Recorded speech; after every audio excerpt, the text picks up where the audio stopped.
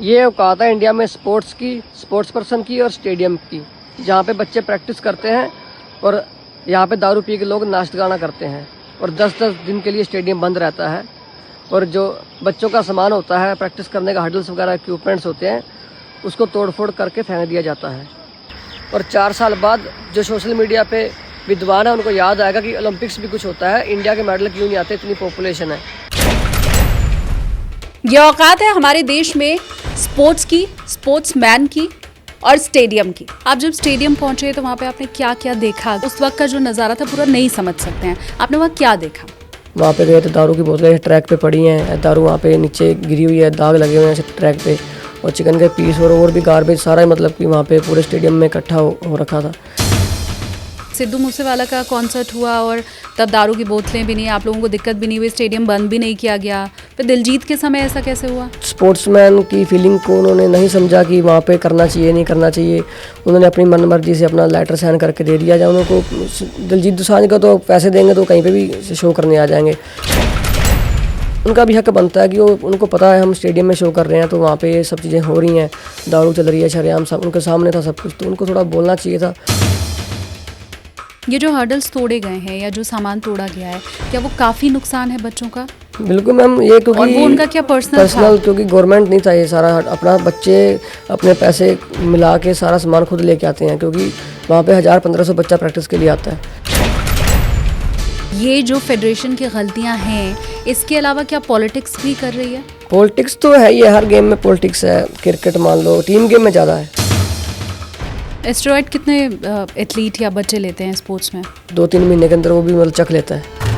अच्छा, मतलब ग्राउंड पे फिर जितने भी प्लेयर हैं जो 3-4 महीने पुराने हो चुके हैं, वो एस्टेरॉयड ले रहे हैं? बिल्कुल ले रहे हैं, और उनको कोच हैं, वही खुद कोच मतलब बोल रहे हैं कि ये चीज़ें खाओ, क्योंकि उनको पैसा कमाना है, उनको उनके बच्चों के फ्यूचर से कोई मतलब नहीं है।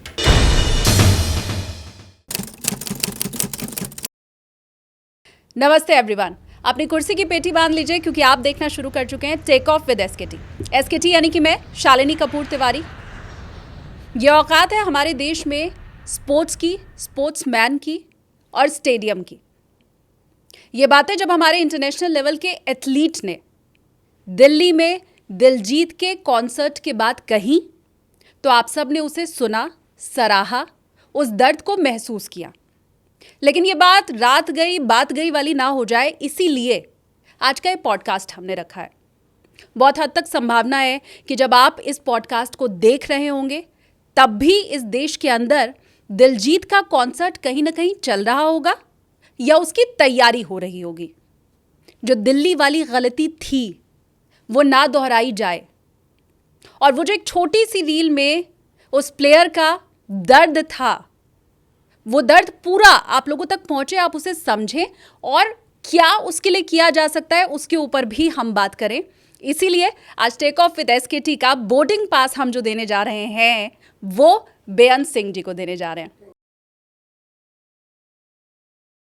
बेअंत जी, बहुत स्वागत है हमारे साथ जुड़ने के लिए। आप लोगों को बता दूं कि बेअंत जी को स्टेडियम में पकड़ पाना तो बहुत मुश्किल है। वो नेशनल रिकॉर्ड होल्डर भी है और उनके पीछे पीछे हम दौड़ भी नहीं सकते वहाँ पर, इसीलिए हमने आज उन्हें स्टूडियो में बुलाया। आपके पास बहुत कम समय था, मैं जानती हूँ, अभी आगे भी आपको जाना है प्रैक्टिस के लिए। बहुत शुक्रिया, समय आपने हमें दिया बेअंत जी। सबसे पहले हम शुरुआत वहीं से करते हैं जहाँ आपको सबसे ज़्यादा सपोर्ट मिला, मुझे लगता है। आप जब स्टेडियम पहुँचे थे, आपने क्या देखा, और वो सारे जो आपके शब्द थे कि ये औकात है इस देश में स्पोर्ट्समैन की, वो क्या था? वो कि दिलजीत से प्रॉब्लम नहीं है कि दिलजीत की वजह से हुआ या दिलजीत ने किया है। वो क्या कि सिस्टम मैनेजमेंट की गलती है, जो लोग वहाँ पे गए हैं उनकी गलती है कि वहाँ पे उनको इस चीज़ का पता होना चाहिए कि हम कहाँ पे आए हैं, ये चीज़ें यहाँ पे सही है या नहीं है। और उससे पहले जो मैनेजमेंट है, स्पोर्ट्स अथॉरिटी ऑफ इंडिया है, इनको देखना चाहिए कि यहाँ पे ये चीज़ें करनी चाहिए नहीं करनी चाहिए, क्योंकि जैसे सिंगर्स हैं, सारे आर्टिस्ट हैं, इनके लिए स्टेज सब कुछ होता है, ये पूजा करते हैं। ऐसे ही एक स्पोर्ट्समैन के लिए ग्राउंड होता है, वो भी पूजा करते हैं, उसको ग्राउंड आने से पहले चुनते हैं, तो सब कुछ वहीं से मिलता है। तो इसलिए वो थोड़ा सा बहुत हर्ट हुआ, तो मैंने थोड़ा शेयर किया अपने थॉट्स, और बहुत लोगों ने उसको मतलब सही भी समझा, और जिनको थोड़ा समझ नहीं है स्पोर्ट्स के बारे में, नॉलेज नहीं है, तो उनको लगा कि 10 दिन बंद हो गया तो क्या हो गया, ऐसे ऐसे कमेंट भी आए हैं। तो उन चीज़ों से मतलब कि ठीक है, मेरे को तो प्रॉब्लम नहीं है, लेकिन आगे जो बच्चे हैं अब तो उनके लिए बहुत आगे के लिए फ्यूचर में वो सोचेंगे कि स्पोर्ट्स की इतनी हमारी वैल्यू है, तो वो बहुत सोचेंगे उस स्पोर्ट्स की तरफ जाएं या ना जाएं। आप जब स्टेडियम पहुंचे तो वहाँ पे आपने क्या क्या देखा, क्योंकि थोड़ा तो आपने वीडियो बनाया था, लेकिन उस वीडियो में शायद हम वहाँ उस वक्त का जो नज़ारा था पूरा नहीं समझ सकते हैं। आपने वहाँ क्या देखा? जैसे कि संडे को 2 दिन चला था, सैटरडे संडे, तो उससे पहले 10 दिन तो स्टेडियम बंद था, 10-15 दिन से। तो मंडे को गया तो मैंने प्रैक्टिस के लिए गए थे अपने हिसाब से, तो प्रैक्टिस करेंगे जाके, तो तभी वो सभी सामान सब लगा हुआ था। वहाँ पे गए तो दारू की बोतलें ट्रैक पे पड़ी हैं, दारू वहाँ पे नीचे गिरी हुई है, दाग लगे हुए हैं ट्रैक पे, और चिकन के पीस और भी गार्बेज सारा ही मतलब कि वहाँ पे पूरे स्टेडियम में इकट्ठा हो रखा था। तो ये चीज़ें देख के मतलब कि मेरे को लगा कि बोलना चाहिए, हो सकता है कि आगे कुछ ना कुछ ऐसे लोग समझेंगे और आगे से गलती ना करेंगे। कुछ शायद खिलाड़ियों के सामान भी वहाँ पे टूटे हुए पड़े थे। वो तो जब शो शुरू होने से 2 दिन पहले ही मतलब उनका जो इक्विपमेंट था, हडल्स वगैरह, मेडिसिन बॉल, उसमें मेरे बच्चों का सामान भी था और कोचों के बच्चों का सामान था, वो उन्होंने तोड़ के ऐसे फेंक दिया, मतलब कि जैसे ये कुछ नहीं है, मतलब इनका कोई वैल्यू नहीं है। नहीं तो वो अथॉरिटी उनके पास कहाँ से आई कि जो सामान वहाँ पे है उसको तोड़ा जा सकता है या वो तोड़ सकते हैं? वही तो मतलब समझ नहीं आया कि उन्होंने कभी किसी अपना वहाँ पे कोच हैं, कोचों से बात करनी चाहिए थी कि ये सामान किसका है किसका नहीं है, तो वो बताते हैं कि अगर वहाँ पे जगह नहीं थी, वैसे तो स्टेडियम के बाहर ही रखा था, स्टेडियम वो जहाँ पे शो था उससे बाहर था, तो वहाँ पे कोच से किसी से बात करके तो कहीं पे भी रख सकते थे सही जगह पे जहाँ पे उनको नुकसान ना होता। लेकिन किसी से कुछ पूछा नहीं गया, बात नहीं की गई? नहीं बिल्कुल, उसके 1 दिन पहले तो ट्रैक बंद कर दिया था, अंदर का तो 10 दिन से पहले बंद था। हाँ। जो पूरा ग्राउंड था वो फ्राइडे को शाम को बंद कर दिया था, और फ्राइडे को ही ये सामान टूटा है। तो आप लोगों को ऐसा बताया गया था कि अगर हम 10 दिन के लिए स्टेडियम बंद कर रहे हैं तो अपना अपना सामान ले जाओ, या यहाँ तो इसकी हिफाजत नहीं हो पाएगी, कुछ इंडिकेट किया गया था? नहीं, ऐसा कुछ नहीं था, बस लेटर उन्होंने अपना साइन करके लेटर सब आगे फॉरवर्ड कर दिया था कि 10-15 दिन के लिए स्टेडियम अंदर वाला जो मेन ग्राउंड है बंद रहेगा, और बाहर आप ट्रेनिंग करो कहीं पे भी। तो क्या ये पहली मर्तबा हुआ है, क्योंकि स्टेडियम में तो कॉन्सर्ट होते ही रहते हैं, हाँ जी। इसके पहले भी कॉन्सर्ट हुए ही होंगे, तो ये क्या आप लोगों को परेशानी पहली बार झेलनी पड़ी है? बिल्कुल, ये पहली बार ऐसा हुआ, तभी ये वीडियो वगैरह इतना वायरल हुआ और इतना बहुत बात ऊपर तक गई है। उससे पहले भी बहुत बड़े बड़े सिंगर आए हैं, सिद्धू मूसेवाला का भी शो था वहाँ पे, तो वहाँ पे ऐसा कुछ नहीं था कि वहाँ दारू की बोतलें ये चल रही हैं, मतलब वहाँ पे गंदगी वगैरह अगर थी भी तो स्टेडियम के बाहर वाली साइड थी, अंदर कोई प्रॉब्लम नहीं थी प्रैक्टिस करने में हमें। तो ऐसा कैसे सिद्धू मूसेवाला का कॉन्सर्ट हुआ और तब दारू की बोतलें भी नहीं, आप लोगों को दिक्कत भी नहीं हुई, स्टेडियम बंद भी नहीं किया गया, फिर दिलजीत के समय ऐसा कैसे हुआ?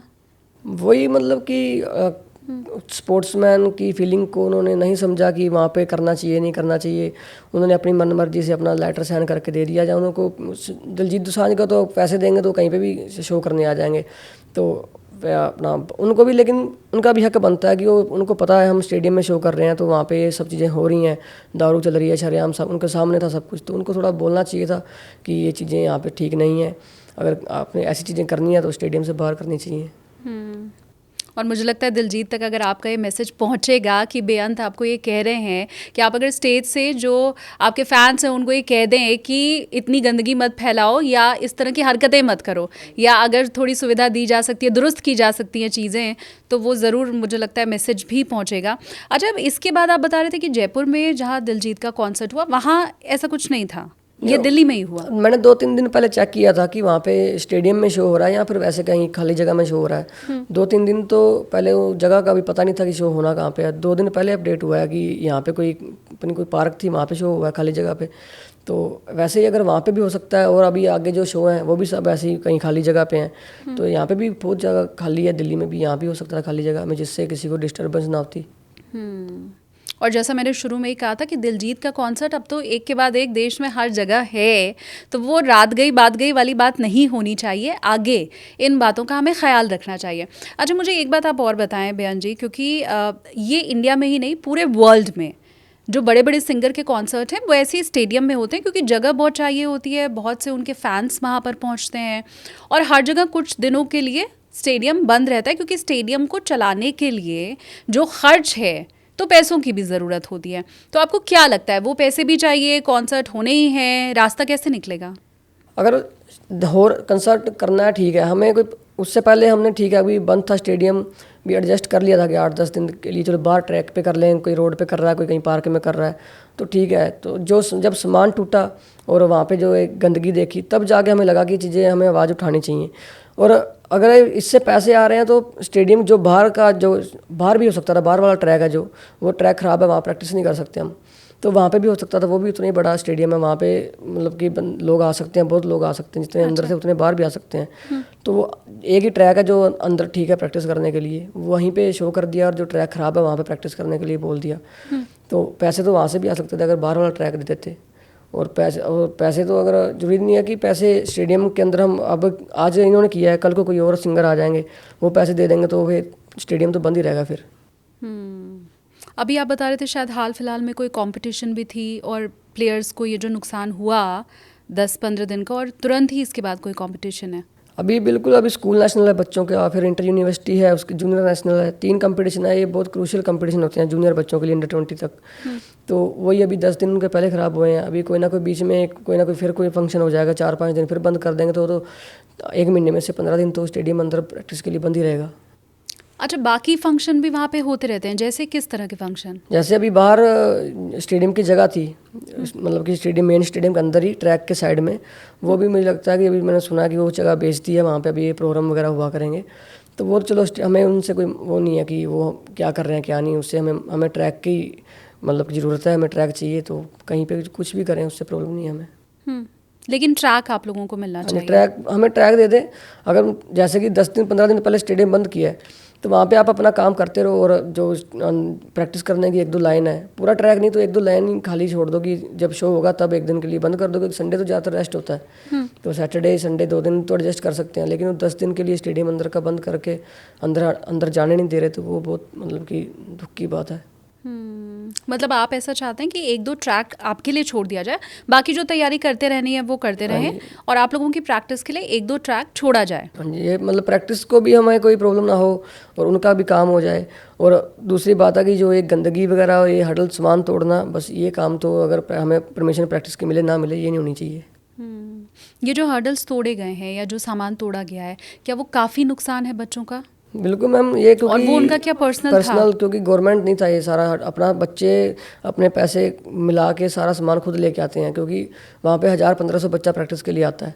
तो वहाँ पे कोच भी काफ़ी सारे हैं, तो अलग अलग सभी कोचों की बच्चों की अपना अपना सब कुछ इक्विपमेंट है। तो वो तो मतलब कि 2-2 हज़ार की 3-3 हज़ार की एक हडल है, तो वो तोड़ी गई है, तो नुकसान तो हुआ ही है बच्चों का भी, क्योंकि उनके लिए पहली बात तो इसमें इतना हमें कोई सपोर्ट नहीं करता एथलेटिक्स में। बहुत एक मतलब कि होता है कि जो मिडिल क्लास या लोअर क्लास फैमिली से ही जो होते हैं वो ज़्यादा स्पोर्ट्स करते हैं एथलेटिक्स, क्योंकि बाकी तो सभी क्रिकेट और मतलब बड़ी बड़ी फुटबॉल है, ये गेमों में जाते हैं। तो वो बच्चे फ़ीस देंगे कोच की, अपना डाइट का खर्चा निकाल लेंगे, अपनी किट वगैरह लेंगे, या फिर ये चीज़ें दोबारा से मतलब कि कहाँ से पैसा लेके आएंगे इतना।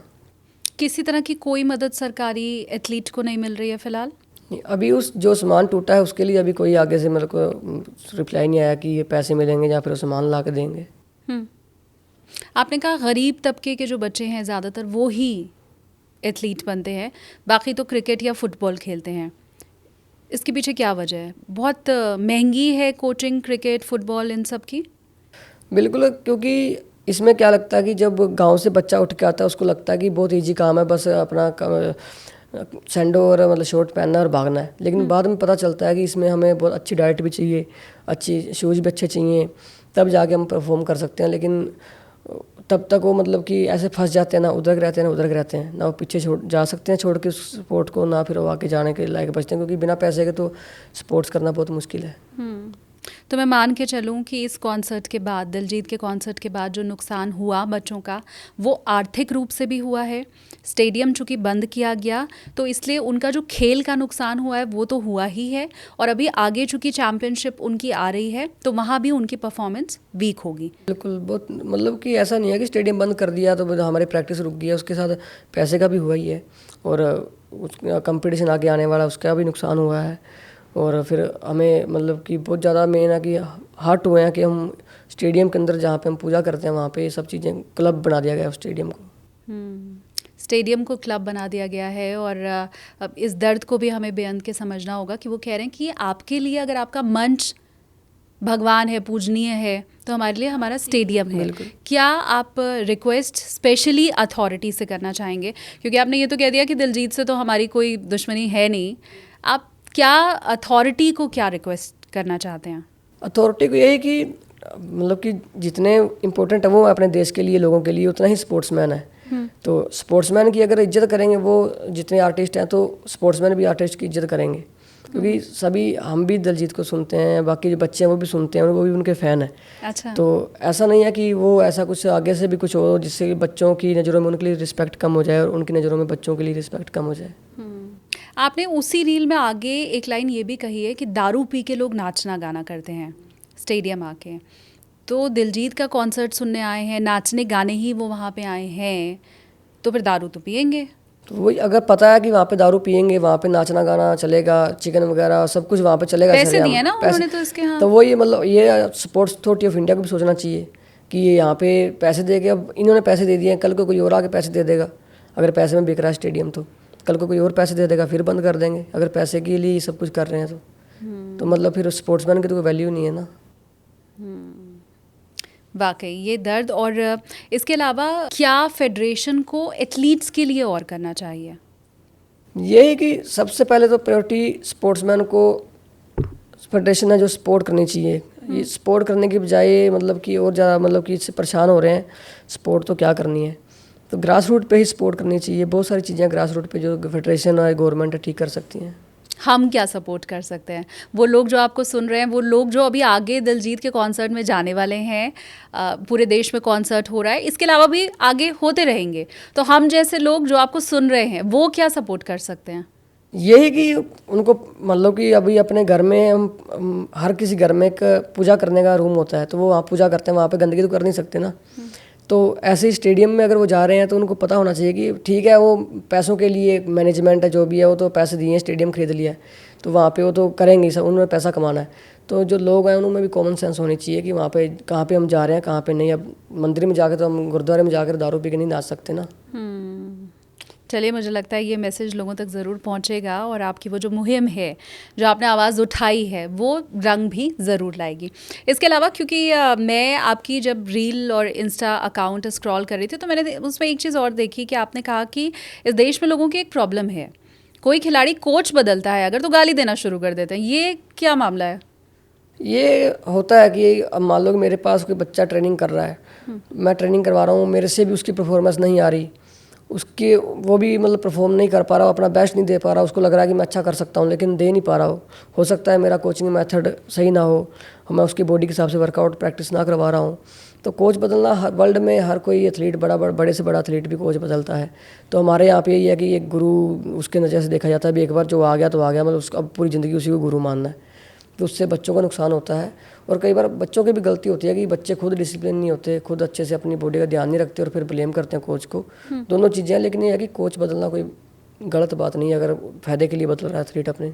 अच्छा, ये ट्रोलिंग वाला जो मामला है, क्योंकि आपकी रील्स के नीचे लोग आपको ट्रोल भी करते हैं, हो सकता है बहुत संभावना है कि हम ये जो पॉडकास्ट करें उसके बाद भी लोग कमेंट सेक्शन में बोलने लगे कि अच्छा चलो ठीक है, सुन लिया, देख लिया। तो ये जो ट्रोलिंग होती है आपकी, उससे क्या कभी डर लगता हो, या आपको लगता हो कि नहीं ठीक है आप क्विट करते हैं, अब ऐसे सोशल कॉज के ऊपर या इन चीज़ों के ऊपर रील नहीं बनानी? नहीं, ऐसा नहीं है। अगर डर लगता तो मैं ऐसे ही रील डालता ही नहीं अपने बना, क्योंकि मेरे को उससे, अगर मेरे को इसमें अकेला मेरे बच्चे नहीं थे कि मेरे को नुकसान हुआ है, और भी बच्चे थे नुकसान हुआ जिनको हुआ है। ये वही बच्चे अपना, वही लोग हैं जो नीचे कमेंट कर रहे हैं नेगेटिव कि दिलजीत को बदनाम कर रहे हो तुम, और तुम अब 10 दिन प्रैक्टिस बंद होगी तो क्या हो गया, कौन सा ओलंपिक में मेडल नहीं आएगा। क्योंकि उनको स्पोर्ट्स का मुझे लगता नहीं है कि ऐस भी पता होगा स्पोर्ट्स होता क्या है। एक स्पोर्ट्समैन की फीलिंग, जिसने थोड़ा बहुत भी इसके घर में रिश्तेदारी में कोई अच्छा स्पोर्ट्समैन, जब ऐसा भी कोई स्पोर्ट्समैन है तो वो समझेगा कि स्पोर्ट्समैन की फीलिंग।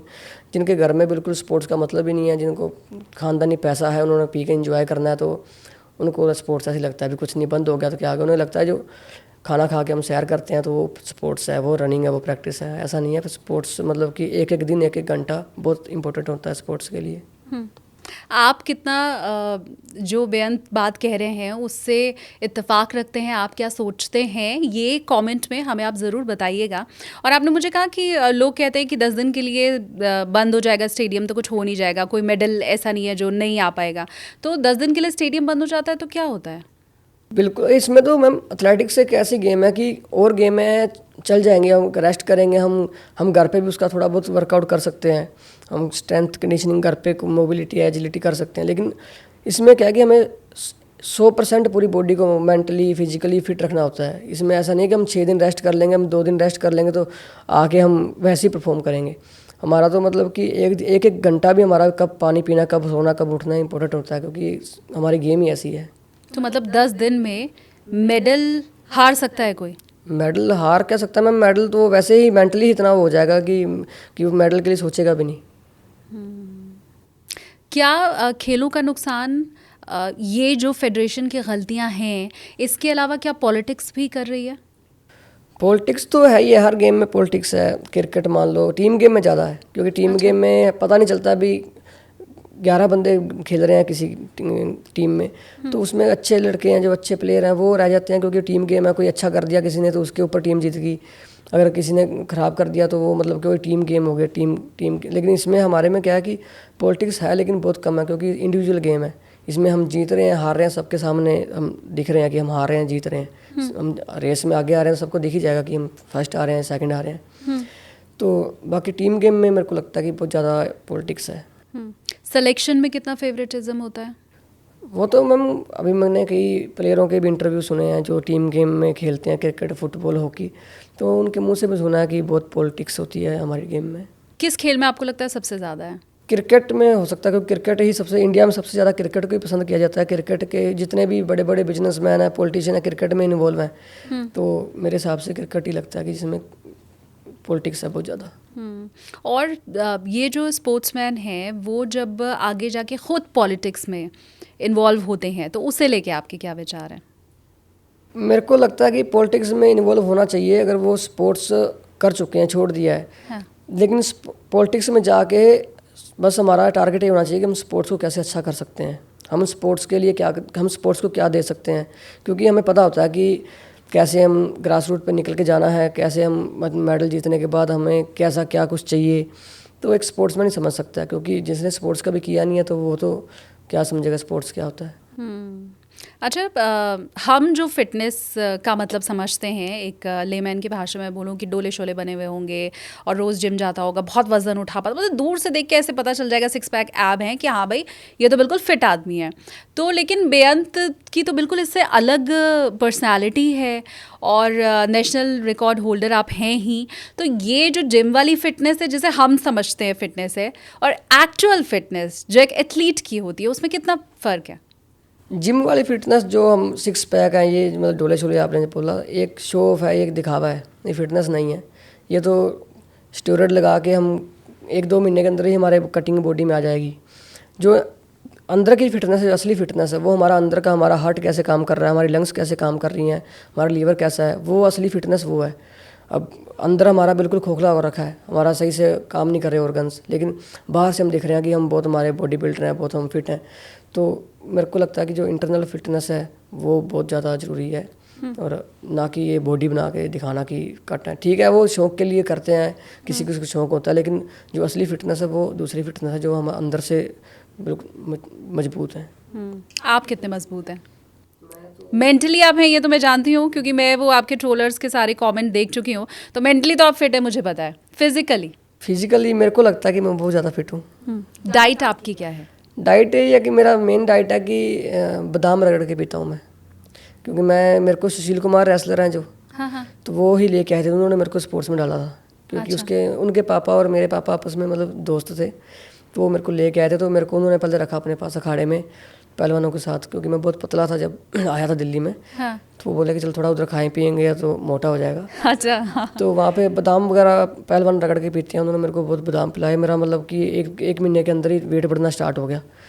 तो मेन मेरी अभी तक डाइट वही है, और मैं जो बच्चे मेरे पास ट्रेनिंग भी करते हैं या और कोई मेरे को पूछता है तो सबसे मेन ये है कि बादाम रगड़ के पियो, क्योंकि उसमें सब कुछ, ज़्यादातर सब कुछ मिलता है और मोटा नहीं होता बंदा उससे।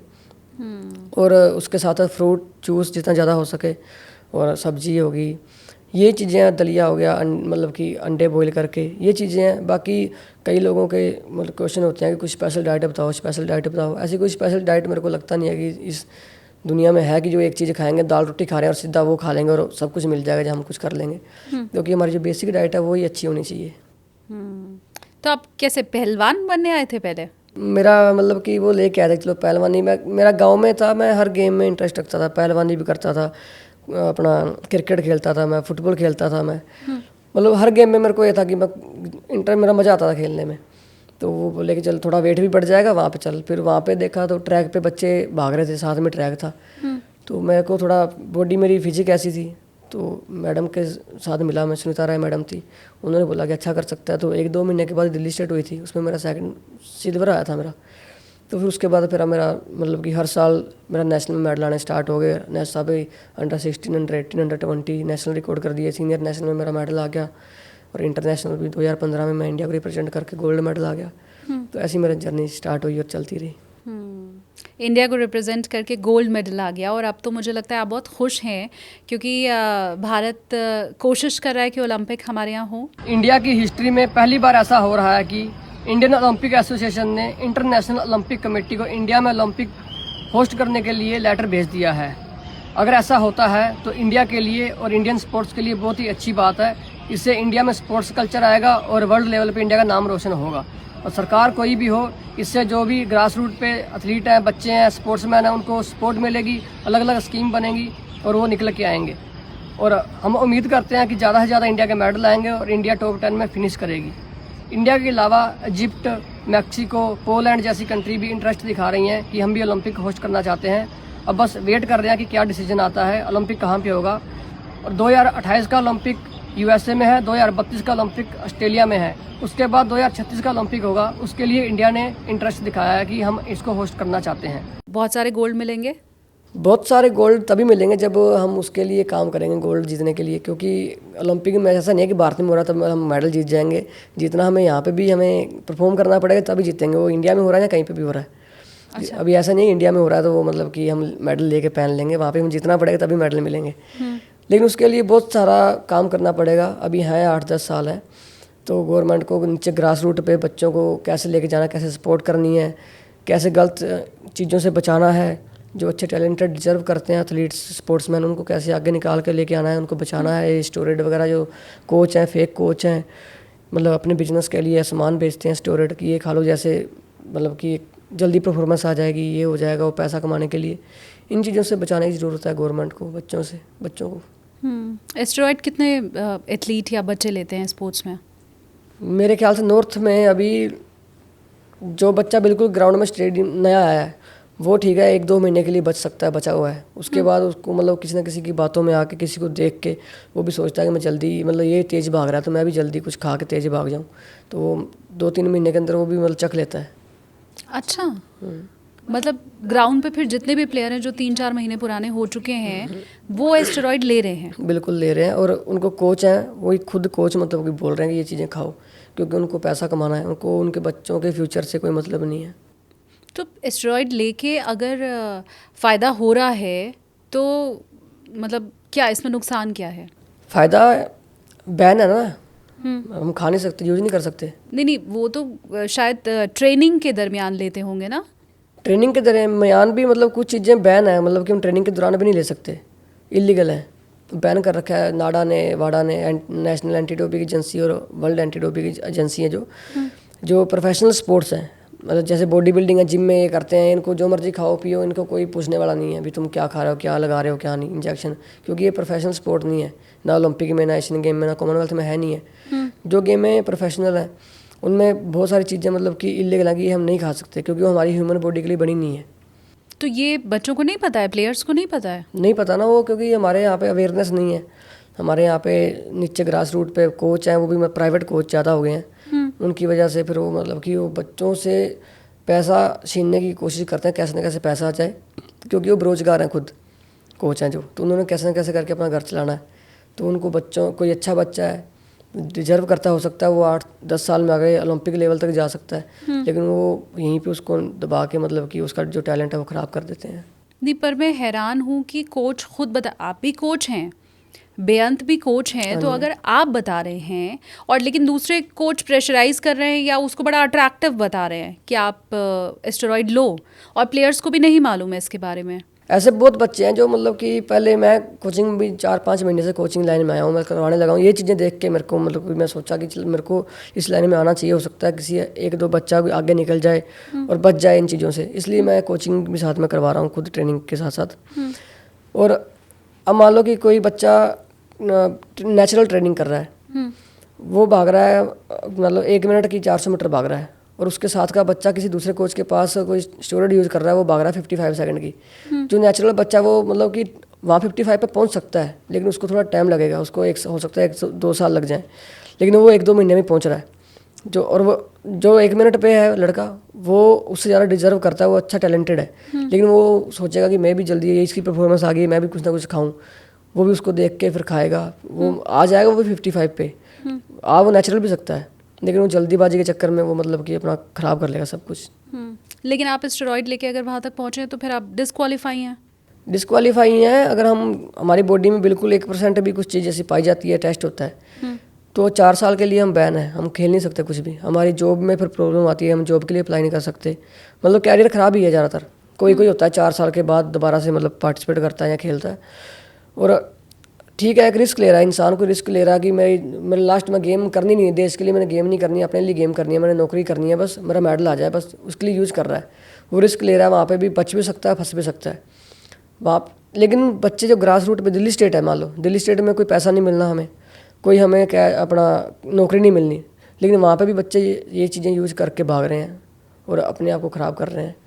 तो ये चीज़ें मतलब कि उनको पता ही नहीं गई कि आगे जाएंगे हम नीचे लेवल पे जीत जाते हैं, खुश हो जाते हैं कि हमारी परफॉर्मेंस आ गई, मेडल जीत लिया। वहाँ कोई डोप टेस्ट नहीं, वहाँ डोप टेस्ट नहीं होता। अब होने लगा क्योंकि जब पता चल गया कि ये बहुत ज़्यादा मतलब कि फैल रहा है चीज़ें, अभी दिल्ली में स्टार्ट हुई हैं। दिल्ली में रिजल्ट बिल्कुल डाउन हो गया अब, क्योंकि जो लड़के डिजर्व करते हैं वो आगे आ रहे हैं, बल्कि वो स्लो हैं लेकिन जेन्युइन है। और जो लड़के शॉर्टकट यूज़ करते थे, सामान खाते थे, स्टोरेड बोल देते हैं सामान को, तो वो उनको मौका नहीं मिल रहा भागने के लिए। तो अब जो डिजर्व करते हैं वो आगे आ रहे हैं। तो बहुत सारी चीज़ें, फेडरेशन को ये चीज़ें पता है, बिल्कुल पता है सब कुछ। स्पोर्ट्स अथॉरिटी ऑफ इंडिया को भी पता है, फेडरेशन को भी, हर गेम की अलग अलग फेडरेशन होती है, सब फेडरेशन को सब पता होता है कि कौन कहाँ पे क्या कर रहे हैं। लेकिन अभी कोशिश कर रहे हैं कि रोका जाए। ज़्यादातर हमारे नॉर्थ में ये चीज़ें हैं, क्योंकि सब प्राइवेट कोच ज़्यादातर नॉर्थ में है। तो हम कैसे एक्सपेक्ट कर रहे हैं कि हम मेडल लेके आएंगे, हम ओलंपिक में टॉप तक पहुंच पाएंगे, नहीं, टॉप 5 तक पहुंच पाएंगे? बिल्कुल भी नहीं होगा, ऐसा पॉसिबल ही नहीं है जब तक ग्रास रूट पे चीज़ें नहीं रोकी जाएंगी। कुछ दूर दूर तक आपको अभी संभावना दिखाई दे रही है? यही मतलब कि जैसे ऐसे चलता रहा, सेम जैसे चल रहा है, तो यही मतलब कि 5, 7, 6, 7 मेडल आ गए, मैक्सिमम 10 मेडल आ जाएंगे। ये इतना ही है, इससे ज़्यादा नहीं है कि हम टॉप 10 में फिनिश कर पाएंगे। कर पाए मतलब टॉप 10 में क्या, हम वर्ल्ड नंबर 1 भी बन सकते हैं स्पोर्ट्स में। इतना हमारे मतलब कि हार्ड वर्क करने में, टैलेंट में कमी नहीं है हमारे देश में। लेकिन सिस्टम है कि स्पोर्ट्स के लिए सिस्टम नहीं है कि कैसे, जैसे USA में, चाइना में और जो बड़े बड़े जो कंट्री जो टॉप 10 में फिनिश करती हैं, उनका वहाँ पे स्पोर्ट्स का कल्चर बहुत अलग, हमारे इंडिया से अलग है। वहाँ पे स्कूल लेवल पे ही स्कॉलरशिप है, इंटर कॉलेज मतलब कि कॉलेज लेवल पे ही स्कॉलरशिप है बच्चों को। प्रेशर नहीं है उनके पास भी कैसे हमने खाना है, क्या हमने कपड़े पहनने हैं, उनको नीचे स्कूल लेवल और कॉलेज लेवल पे ही सपोर्ट मिलती है। हमारे यहाँ कोई स्कॉलरशिप नहीं है, कुछ नहीं है। खाने पीने के लिए किसी तरह की कोई सहूलियत, पैसा, एड कुछ नहीं दिया जा रहा? बिल्कुल कुछ नहीं। अभी नेहरू स्टेडियम में ही, जवाहरलाल नेहरू स्टेडियम में कम से कम 1000 से 1500 बच्चे आते हैं। ठीक है, वो बच्चे मतलब कि एक तो होता है कि नया बच्चा आया, उसको पता नहीं है, अभी कोई आया है चला जाएगा, लेकिन ऐसे बच्चे भी वहाँ पे स्टेट मेडलिस्ट हैं, जो नेशनल मेडलिस्ट हैं, उनके लिए कोई स्कॉलरशिप नहीं है। कम से कम स्टेट मेडल के लिए कम से कम भी तो ऐसा करते हैं कुछ 4-5 हज़ार रुपया पर मंथ ही स्कॉलरशिप, 1 साल के लिए भी तुमने मेडल दिया है, वो 1 साल तक अपनी बेसिक डाइट है वो पूरी करे, जिससे उसको मतलब बेनिफिट मिले और आगे जाए। मेडल लाने के बाद भी किसी तरह की स्कॉलरशिप नहीं है? नहीं है, बिल्कुल नहीं है। नेशनल में मेडल लाने के बाद स्कॉलरशिप है, वो भी किसी किसी स्टेट में वो भी नहीं है। कौन कौन से स्टेट हैं? अब ऐसे तो बहुत सारी स्टेट है। मान लो कि अभी एशियन गेम में हरियाणा ने 3 करोड़ दिया है गोल्ड पे, केरला में मेरे ख्याल से 20 लाख ही है गोल्ड पे, इतना फ़र्क है। और किसी किसी स्टेट में है ही नहीं है। अब मतलब कि जैसे छत्तीसगढ़, झारखंड ऐसी स्टेट हैं जहाँ पे मतलब स्पोर्ट्स करते भी कम लोग हैं, लेकिन वहाँ पे स्पोर्ट भी नहीं है। अगर स्पोर्ट करेंगे तो हो सकता है कि वहाँ पे लड़के निकल के आए, बच्चे निकल के आए, लड़के लड़कियाँ। और एक मिनिमम एज क्या रहती है जब आप नेशनल प्लेयर बन जाते हो या मेडल लेके आते हो? मिनिमम जो हमारा नेशनल का अंडर 14 से हम स्टार्ट कर सकते हैं, और मैक्सिमम तो हमारी फिटनेस पे डिपेंड करता है कि हम कितना अपने आप को फिट रख सकते हैं। कोई ऐसी कोई एज नहीं है कि इस एज तक आप खेल सकते हो। मैं तो ये समझना चाह रही हूँ कि कहाँ तक मुझे खुद अफोर्ड करना होगा क्योंकि आपने कहा जब तक आप मेडल नहीं लेके आओगे तब तक आपको किसी तरह की कोई सहायता नहीं मिलेगी। तो वो कौन सी एज है जहाँ तक माँ बाप खुद अफोर्ड करते हैं अपने बच्चे का खाना पीना या उसके जो भी सामान है स्पोर्ट्स के, वो क्या रहता है? अगर आप कुछ प्रैक्टिस करोगे और आपको सपोर्ट नहीं मिल रही, आप मेडल नहीं लेके आ रहे, तो हो सकता है पूरी लाइफ आपको खुद ही करना पड़े जब तक आप मेडल नहीं लेके आ रहे। मेडल लेके आने के बाद भी श्योरिटी नहीं है कि आपको मतलब कुछ अच्छा कैश अवार्ड मिल जाए। मिलेगा भी तो 1-2 साल के बाद मिलता है, फॉर्म वगैरह भरने पड़ते हैं। कोई हर किसी स्टेट में 1 लाख रुपया, नेशनल मेडल जीतने पे 1 लाख रुपया है, नेशनल चैंपियन बनने पे कहीं कहीं पे 2 लाख है, कहीं पे 3 लाख है, मैक्सिमम 3 लाख है नेशनल चैंपियन बनने पे। और स्टेट में तो कुछ मतलब बिल्कुल ही जीरो है, कुछ बिल्कुल सपोर्ट नहीं है। स्टेट लेवल पे ही सपोर्ट होनी चाहिए, वहाँ से बच्चा स्टेट तक खुद कर सकता है मैनेज, घर वाले कर सकते हैं, बच्चा कर सकता है, थोड़ा टैलेंट से भी वहाँ तक पहुँच सकता है। लेकिन स्टेट से नेशनल जाने के लिए हमें बहुत मतलब कि अच्छे शूज़, अच्छा सप्लीमेंट और मतलब कि फिजियो, हमारे बहुत चीज़ें चाहिए जो मतलब कि पैसे से होती हैं, और वो है नहीं है इंडिया में। मतलब टेक ऑफ ही नहीं कर पा रहा है बच्चों का प्लेन, आगे में उड़ने और बढ़ने और सफ़र जारी रखने की क्या ही बात कहूँ। मैं अपने व्यूवर्स से भी कहूँगी कि अगर आपके आसपास कोई ऐसा प्लेयर है और अगर आप देख रहे हैं कि उसके साथ ज़्यादती हो रही है या वो आगे नहीं बढ़ पा रहा है, तो प्लीज़ आप हमें कमेंट में इसके बारे में ज़रूर बताएं। अभी आप कितने बच्चों को ट्रेनिंग दे रहे हैं? मेरे पास हैं 50 के आसपास बच्चे हैं। और आपको कभी इस तरह की किसी परेशानी का सामना करना पड़ा हो, स्टेरॉइड के लिए कभी किसी ने प्रेशराइज किया हो, ऐसा कुछ हुआ? नहीं, मेरा ये है कि जो बच्चे मेरे पास ट्रेनिंग करते हैं उनको मैं प्रैक्टिस के साथ साथ ये उनको सब चीज़ें समझाना, क्योंकि जो बंदा वहाँ तक पहुँचा है, जिसने डोप टेस्ट दिए हैं, अब एक यहाँ पर डोप टेस्ट हो नहीं रहे, नेशनल मेडल जीतने के बाद डोप टेस्ट होता है, वो भी ठीक है। नेशनल मेडल बंदा क्या होता है कि छोड़ दिया, एक महीना पहले मैंने सामान छोड़ दिया, जो भी उसका एक टाइम पीरियड होता है कि ये चीज़ें हमारी बॉडी में इतना टाइम तक रहेंगी, वो मतलब कंपटीशन के पहले छोड़ देते हैं कि हमारी बॉडी में कुछ मिले ना। लेकिन एक टेस्ट ऐसा होता है कि रैंडम टेस्ट होते हैं, वेयर अबाउट में नाम आ जाते हैं, रैंडम टेस्ट की हम बिना आउट ऑफ कंपटीशन भी हमारा टेस्ट हो सकता है, कहीं पे हमारे घर पे आके टेस्ट कर सकते हैं। अच्छा। तो वहाँ पे तो इंसान छोड़ना खाना उसको पता ही नहीं है मैं कब खाऊंगा कब छोड़ूंगा, क्योंकि कभी भी टेस्ट हो सकता है। हाँ।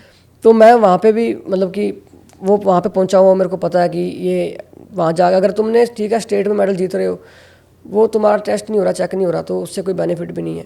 अगर हमने इंडिया को रिप्रेजेंट करना है, अगर मतलब कि हमने किसी मेजर कंपटीशन में इंडिया को रिप्रेजेंट करना है, हमें नेशनल कैंप में रहना पड़ता है, हमारा नाम वेयर अबाउट में रहता है, क्योंकि उसमें भी कभी भी टेस्ट हो जाता है, जरूरी नहीं आप कंपटीशन खेल रहे हो नहीं खेल रहे। तो वो चीज़ें इनको पता ही नहीं है, कोचों को पता नहीं है, बच्चों को पता नहीं है, तो वो बताएंगे कैसे? अब जो इंसान वहाँ पहुँचा है उसको पता ऐसा होता है, वही बताएगा ना कि यहाँ पे ऐसा होता है। जो इंसान वहाँ पहुँचा ही नहीं, उसको पता ही नहीं वहाँ होता कैसा है। मतलब जज्बा है, काबिलियत है, आप खेल सकते हैं, बावजूद इसके ये कुछ ऐसी चीज़ें हैं जो हमारे खिलाड़ियों को पीछे कर रही हैं। और हम ये मान के चल रहे हैं कि हमें तो मेडल आएगा जी, और हम बड़े आसानी से क्रिटिसाइज भी कर सकते हैं कि बताओ इतना बड़ा भारत है, इतने सारे हम लोग हैं और 10 मेडल मिल के नहीं ला पाते हैं। और रोकने की बजाय ऐसा नहीं है कि उनको रोक रहे हैं, उनको रोकने की बजाय ये बोल रहे हैं कि सब जो बड़े बड़े प्लेयर हैं जितने भी, कई तो मैंने ये भी सुना है भी, देखा भी है कमेंट में करते हैं, नीरज चोपड़ा, अविनाश सापले जो कॉमनवेल्थ मेडलिस्ट है, अविनाश सापले एथलेटिक्स में, नीरज चोपड़ा जब सबको पता है ओलंपिक गोल्ड मेडलिस्ट हैं, उनके बारे में अरे सभी खाते हैं, सभी यूज़ करते हैं, तो उनके माइंड में ये चीज़ें भरी जाती हैं। फिर वो बच्चा मतलब कि उनको प्रेशर दिया जाता है कि ये चीज़ें तुम खाओगे तभी तुम कुछ अच्छा कर सकते हो, वैसे नहीं। ये मतलब एक कॉमन सेंस नहीं है। नीरज चोपड़ा अगर स्टेरॉइड ले रहे होते तो मेडल कैसे वो लेके आ पाते? उनका तो मेरे को लगता है कि 1 साल में कम से कम भी 100 बार डोप टेस्ट होता होगा, और कभी सुबह डोप टेस्ट का जो अगर हमारा नाम वेयर अबाउट में आ जाता है, रैंडम टेस्ट होते हैं जो बिना आउट ऑफ कंपटीशन, वो तो रात को 12 बजे जाकर चेक कर लेते हैं, हमारे सुबह 6 बजे आ जाते हैं, कभी भी आ जाते हैं दिन में रात में। तो वहाँ पे ना इंसान खा ही नहीं सकता, ये चीज़ें यूज़ कर ही नहीं सकता। अगर वो इंसान अगर बिना खाए बिना यूज़ किए मेडल ला सकते हैं, ओलंपिक में गोल्ड ला सकते हैं, इंटरनेशनल लेवल पे अच्छा कर सकते हैं, तो बाकी क्यों नहीं कर सकते? कर सकते हैं। क्या फ़र्क है फिर नीरज चोपड़ा में और वो बच्चे जो खेल रहे हैं, दोनों में क्या अंतर है? गाइडेंस, उनको गाइड करने वाला, नीरज जैसे लकी हैं कि उनको गाइड करने वाला इंसान अच्छे मिले हैं वहाँ पे। हो सकता है वो ऐसे किसी कोच के पास चले जाते जहाँ पे उनका कोच का माइंडसेट ये होता कि अगर तुम यूज़ करोगे तो तुम वहाँ पहुँच पाओगे। हम 2016 में 86 मीटर मारी है जेवलिन थ्रो नीरज ने, हो सकता है वो 2013 में मार देता है स्टेरॉइड यूज़ करके, लेकिन वो वहाँ जो अभी आज की डेट में नीरज है वो नहीं हो पाता, क्योंकि वो तो वहीं पे कहीं अगर ज़्यादा डोप टेस्ट में पकड़े जाते, या फिर वो एक बार परफॉर्मेंस अप होती उसके बाद डाउन हो जाती बिल्कुल। तो ये चीज़ें मतलब एक बार आप परफॉर्मेंस अप हो जाएगी हमारी, उसके बाद फिर बहुत मुश्किल है कि बचना, डोप टेस्ट से बचना, फिर उसके बाद उसको मेंटेन करना परफॉर्मेंस को, और इंक्रीज़ करना, वो इंक्रीज नहीं होती परफॉर्मेंस फिर।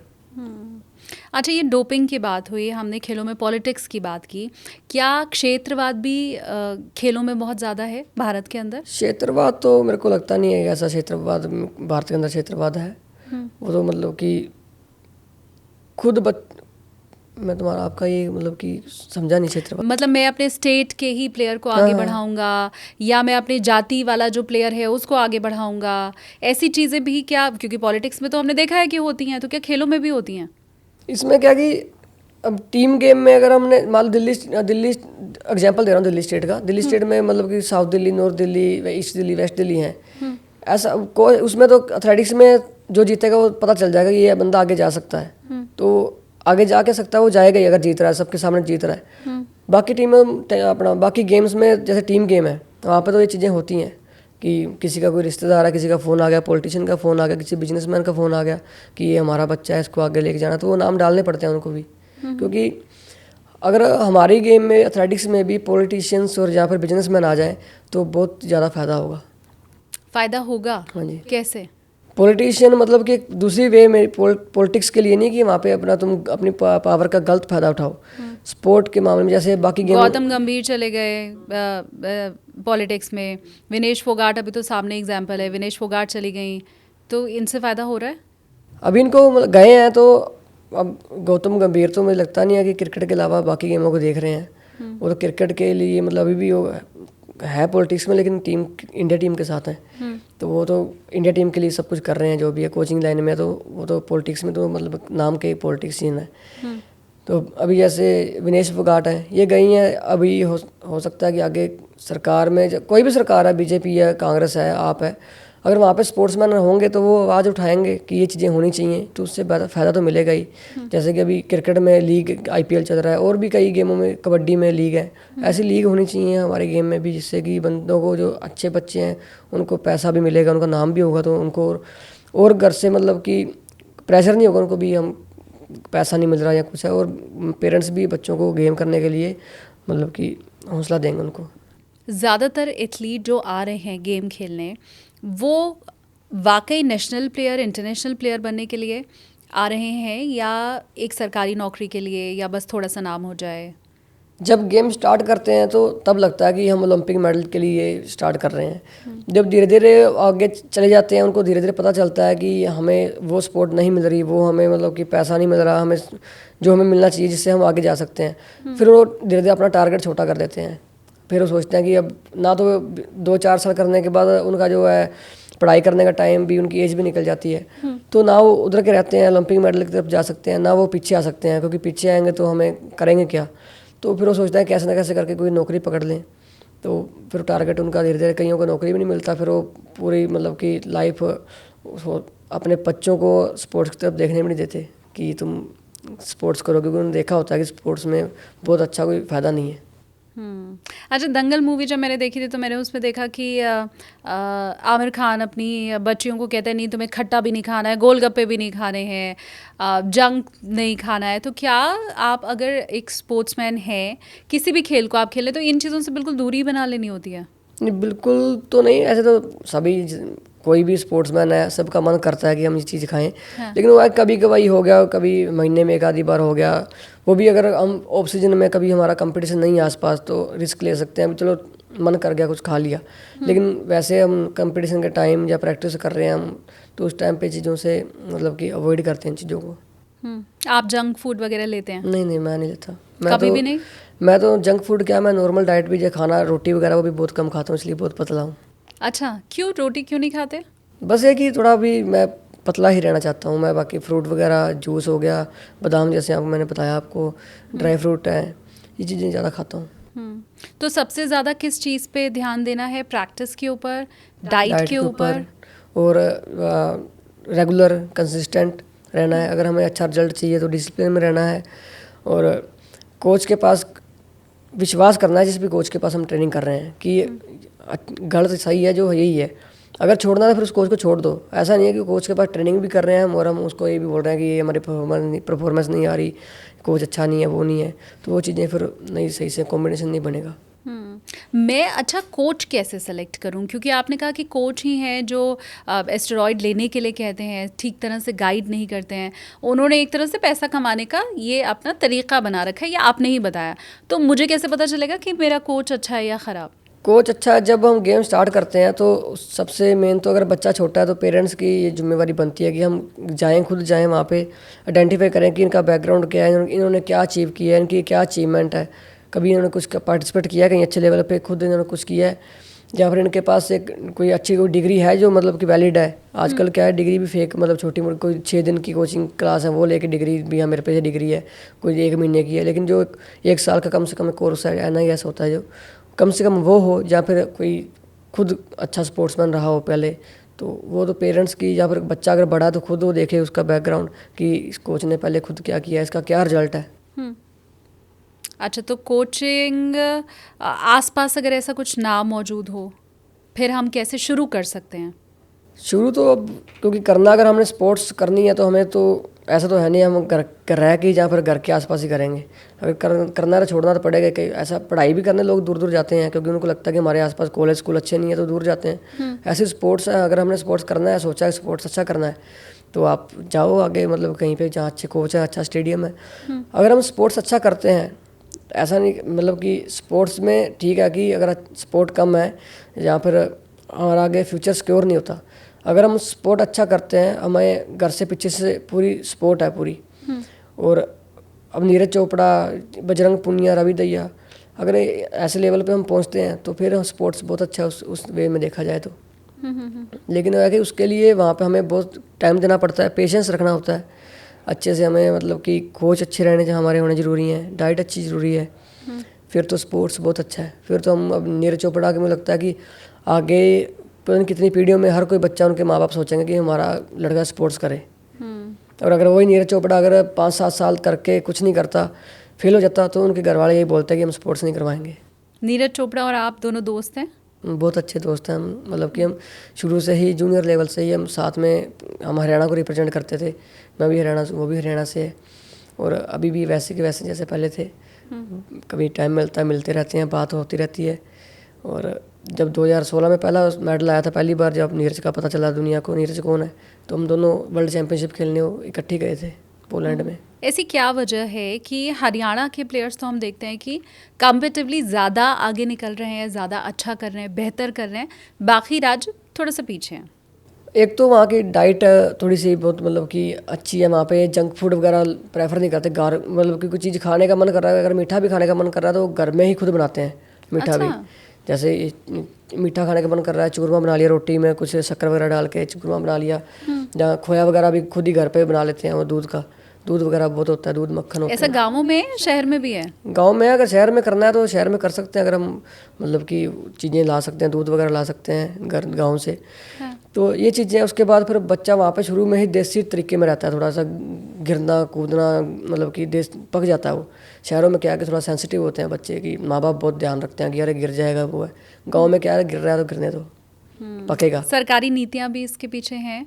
सरकारी नीतियाँ हैं बिल्कुल। अभी जैसे कि बताया मैंने, केरला में 20 लाख रुपया है, और स्टेट में कहीं पे 50 लाख है, कहीं पे है ही नहीं है।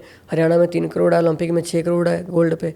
तो इसलिए भी जैसे कबड्डी में 3 करोड़ है एशियन गेम में, अभी बहुत तगड़े लड़के निकल के और आ रहे हैं कबड्डी में भी।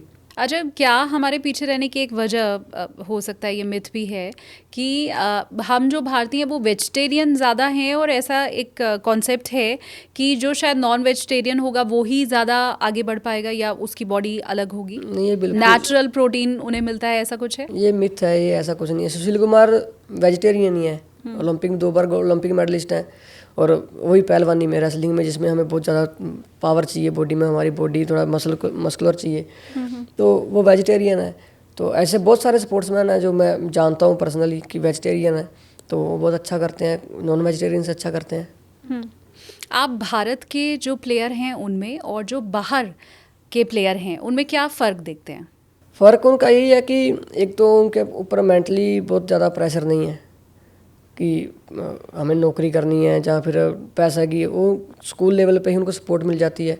उनको कॉलेज में जाते हैं तो उनका सब कुछ फ्री होता है, स्कॉलरशिप लग जाती है, तो वो उनके पास अच्छा ग्रास रूट पे चीज़ें ये चीज़ें नहीं है जो मैंने बताया कि स्टोरेड वगैरह, उनके गाइडेंस, क्योंकि वहाँ पे बहुत ऑलरेडी पहले बहुत अच्छे अच्छे स्पोर्ट्समैन रह चुके हैं कि उनको फेक कोचेस वहाँ पे कर ही नहीं सकते। यहाँ पे हमारे इंडिया में स्पोर्ट्समैन जो है अच्छे लेवल पे बहुत कम है, और जो हैं वो अपनी जॉब करते हैं, जॉब पकड़ लेते हैं। वो इस लाइन में आता ही नहीं है कि नीचे बच्चों को ट्रेनिंग करवाएं या फिर उनको सपोर्ट करें।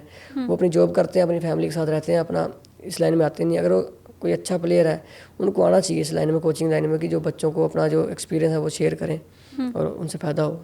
लेकिन फुल टाइम कोचिंग के लिए उन्हें कितना फिर प्रोत्साहन मिलेगा?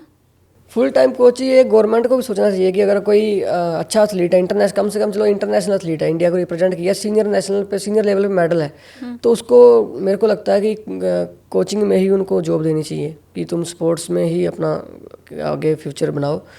क्या करते हैं कि वो, अब मान लो कोई एक बंदा वही कोर्स जिस उसके पास भी वही कोर्स करके उसने डिग्री की हुई है, जिसने कभी कोई अभी छोटा मोटे कंपटीशन में पार्टिसिपेट है, और वही डिग्री उसको करनी पड़ रही है जो ओलंपिक खेला हुआ है या इंटरनेशनल लेवल पे खेला हुआ है, तो फिर वही दोनों बराबर हो जाते हैं। लेकिन फिर उसको फायदा क्या होगा कि इतना अच्छा करने के बाद भी अगर उसको सेम डिग्री करनी पड़ रही है कोचिंग करवाने के लिए। तो इसलिए थोड़ा डिग्री ठीक है, डिग्री भी ज़रूरी है। जिनके पास अच्छा वैसे प्रैक्टिकल एक्सपीरियंस नहीं है तो वो अपना वैसे पढ़ाई में कुछ सीख के बच्चों के साथ अपना एक्सपीरियंस शेयर कर सकते हैं। जिन्होंने खुद वैसे प्रैक्टिकल अच्छा कर रखा है तो उनको भी वैसे उसके बेस पे भी जॉब देनी चाहिए। आपने कैसे कोचिंग स्टार्ट की? मैंने बस यही देख के, जैसे कि मैंने देखा कि ये चीज़ें बहुत ज़्यादा हो रही थी अपना ग्रास रूट पे, यहाँ पे कोच बच्चों को, कई बच्चे मेरे पास आए कि ऐसे ऐसे हमें कोच बोल रहा है कि ये चीज़ें खाओ, ये खाओ, तो हमें कोई अच्छा कोच नहीं मिल रहा, किसके पास ट्रेनिंग करें। फिर मेरे को लगा कि चलो भी मेरे को ही इस लाइन में मैं कोशिश करता हूँ कि कुछ अच्छा कर सकूँ। मैं व्यूवर्स को भी कहूँगी कि क्या आपको किसी कोच ने, अगर आप किसी स्पोर्ट्स में हैं, तो ऐसे स्टेरॉइड लेने के लिए कहा है? अगर हाँ, तो मुझे लगता है बेअन ने जो बातें बताई हैं उससे बहुत सारे आपका कॉन्सेप्ट क्लियर भी हुआ है। और प्लीज़ आप हमें कमेंट सेक्शन में ये बताइए भी कि अगर आपके साथ ऐसा कभी कुछ हुआ है तो वो मुझे लगता है हमारे लिए एक लाइव एग्जाम्पल भी यहाँ पर हो जाएगा। आप जिन बच्चों को अभी ट्रेनिंग दे रहे हैं या दिल्ली का जो माहौल देख रहे हैं, JLN स्टेडियम में आप रोज़ जाते हैं, उसमें आप कितना पॉजिटिव हैं? मैं तो शुरू से ही जब मैंने गेम स्टार्ट किया तभी से मतलब कि मेरा माइंडसेट पॉजिटिव था, क्योंकि मेरे को गाइड करने वाले इंसान ओलंपिक मेडलिस्ट जब होंगे तो ऑलरेडी मेरा तो दिमाग जाएगा नहीं इन चीज़ों की तरफ। जैसे सुशील कुमार लेके आए थे, उन्होंने मतलब कि मेरे को यही समझाया था कि अगर अच्छा स्पोर्ट्समैन बनना है, इंटरनेशनल लेवल पे इंडिया को रिप्रेजेंट करना है, तो इन चीज़ों से दूर रहना है। तो मेरा दिमाग, और ऊपर से मेरा को मतलब कि कोच ऐसे मिल गए जो मतलब कि बिल्कुल सही रास्ते में मेरे को लेके गए। मेरे को कभी ज़रूरत ही नहीं पड़ी कि इन चीज़ों की तरफ देखने की, मैं ये चीज़ कर लूँ, ये चीज़ कर लूँ, मेरी परफॉर्मेंस आती गई। तो अभी भी मैं इसलिए मेरा माइंडसेट है कि अगर मैं अब नेचुरल मैंने किया है, मैंने बहुत सारे डोप टेस्ट दिए हैं, कैंप में रहा हूँ, रैंडम टेस्ट हुए हैं, और भी बहुत बड़े बड़े स्पोर्ट्समैन हैं जिन्होंने टेस्ट दिए हैं, वो रैंडम टेस्ट होते हैं। तो अगर हम कर सकते हैं तो फिर हर कोई कर सकता है। मेरा यही होता है कि बच्चों में ये चीज़ मैं दिमाग में उनके भरी जाए। दिलजीत का आगे कॉन्सर्ट होगा तो आप देखेंगे? दिलजीत का बिल्कुल देखेंगे, लेकिन मतलब कि मैं लाइव जाके देखना मेरे को मतलब पसंद नहीं है, मतलब पसंद भी मेरे का इंटरेस्ट नहीं है कि मैं जाके लाइव देखूं। ठीक है, फ़ोन पे रील वगैरह या फिर यूट्यूब पे कभी मन किया देख लिया, इतना मेरे को शौक नहीं है कि मैं वहाँ जाके इनको देखूं। मैं बस स्पोर्ट्समैन को देखना पसंद करता हूँ। अगर नीरज चोपड़ा आएगा यहाँ पे स्टेडियम में तो उसको लाइव देखने जाऊँगा। अच्छा, नीरज चोपड़ा को आप लाइव देखने जाएंगे? कि वो जो कुछ उन्होंने देश के लिए किया वो ठीक है, ये कर रहे हैं, अलग लाइन में कर रहे हैं, लेकिन एक स्पोर्ट्स में करना बहुत ही बड़ी अचीवमेंट है। और आगे दिलजीत का जहाँ कॉन्सर्ट होगा या ऐसे किसी भी सिंगर का होगा, मैं सिर्फ दिलजीत की बात नहीं कर रही हूँ, तो वहाँ पर ऐसे शराब, दारू, चिकन आपने कहा वहाँ पे फेंका हुआ था, तो इन चीज़ों को देख के आपका दिल दुखेगा आगे भी अगर वो स्टेडियम में है तो? बिल्कुल दुखेगा। जब अगर बोलने के बाद भी इतनी लोगों के पास ये बात पहुंच गई है, इतना मीडिया ने भी दिखाया गया, तभी भी ये चीज़ें कंट्रोल नहीं होंगी, तो इसका मतलब है कि स्पोर्ट्स के लिए वो कुछ करना नहीं चाहते। तो अगर ये चीज़ें अगर रुकती हैं, आगे से ये चीज़ें नहीं होती, तो हमें भी अच्छा लगेगा कि सब बच्चों की, सब मीडिया वालों की जो स्पोर्ट्स के लिए उन्होंने हेल्प किया कि उस मतलब की बात पहुँचाने के लिए, तो उससे फ़र्क पड़ा है, उन्होंने बात सुनी है कि गलती किसी से भी हो सकती है, हो सकता है उनको ना पता हो कि ऐसा कुछ हो जाएगा, तो मिसअंडरस्टैंडिंग से, मिसकम्युनिकेशन से सब कुछ हो गया हो, तो आगे हो सकता है गलती है या कुछ भी हुआ है वो सुधारेंगे। आपकी इस रील के बाद आयोजकों का जवाब आया था जिसमें उन्होंने कहा था कि हमने 10-12 दिन के लिए स्टेडियम लिया था और तय समय पे हमने साफ करके लौटाया है स्टेडियम। वही है ना कि अब पहले 10-12 दिन के लिए ले लिया है, अब 10-12 दिन के लिए कल को कोई और आके ले लेगा, वो बोल देगा मैं साफ़ करके दे देंगे। तो इसका ये मतलब नहीं, साफ़ करके दे रहे हैं तो स्टेडियम देते रहो। और उसके बाद मेन सामान भी तोड़ा है जो, उसके वहाँ पे दारू वगैरह चली है, ये नहीं चलनी चाहिए थी। तो 3-4 चीज़ें हैं जिनकी वजह आपने जब रील बनाई तो वो तय सीमा जो थी वो ख़त्म हो चुकी थी? नहीं, वो अभी 2 दिन उसमें बाकी थे। लेकिन मेरे को बस, मैं रील पहले, स्टेडियम तो पहले बंद था, मैं तभी भी बना सकता था कि स्टेडियम बंद है कि ये बच्चों के लिए। लेकिन मेरे को तब जाके रील बनानी पड़ी, मतलब वीडियो बनानी पड़ी, जब मैंने देखा कि सामान तोड़ के फेंका हुआ है और वहाँ पे दारू की बोतलें पड़ी हुई हैं, चिकन के पीस पड़े हैं, तब मैंने वीडियो बनाई जाके। मतलब वो देखने के बाद आपको हाँ जी। और ज़्यादा दुख हुआ हाँ जी। कि ये जो स्टेडियम हमारा मंदिर है उसका ये हाल यहाँ पर करके छोड़ा स्टेडियम गया। बंद तो कर ही रहे हैं, चलो ठीक है, लेकिन उसके साथ साथ वो मतलब कि वहाँ पे स्टेडियम को एक स्टेडियम के तरीके से नहीं देख रहे। वो 10 दिन जब स्टेडियम बंद था तो आपके बच्चों से आप मिल पाए थे? मिल पा रहा था, आप लेकिन उनको ट्रेनिंग दे रहे थे? एक वहाँ पे हम पक्के पे रोड पे, जहाँ ट्रैक बाहर भी एक ट्रैक है, मैंने जैसे स्टेडियम के बाहर एक और ट्रैक है, लेकिन उस ट्रैक पे हम स्पीड वर्कआउट नहीं कर सकते, स्पैक्स में वर्कआउट करते हैं ना, नेल्स होते हैं हमारे शूज़ के अंदर, नेल्स होते हैं लोहे के या वैसे एल्यूमिनियम के, तो वो वहाँ पे वो सिंथेटिक पे ही यूज़ कर सकते हैं। और बाहर वाला ट्रैक है जो जहाँ पे प्रैक्टिस करते हैं वो बिल्कुल यहाँ से मतलब कि पत्थर निकला हुआ है, तो वहाँ यूज़ नहीं कर सकते, वहाँ इंजरी हो जाएगी। 1000-1500 बंदा एक 400 मीटर के ट्रैक पे कहाँ पे प्रैक्टिस करेगा? उधर उसमें फुटबॉल भी चल रहा है अंदर, बॉल बार बार आ रही है, वो इंजरी हो सकती है। और वहाँ पे प्रैक्टिस करना मतलब कि ठीक है, नाम का एक है कि बाहर एक ट्रैक है, लेकिन प्रैक्टिस के लिए नहीं है वो। उसको बनवाने की क्या शुरुआत की गई है उस ट्रैक को? अभी सुना तो है कि ट्रैक नए बन रहे हैं, क्योंकि अगले साल वर्ल्ड चैम्पियनशिप है पैरा एथलेटिक्स की, तो उसके मतलब कि पैरा अगर वर्ल्ड चैम्पियनशिप होती है तो हो सकता है कि दोनों ट्रैक अंदर बाहर के और स्टेडियम को मेंटेन किया जाए दोबारा से।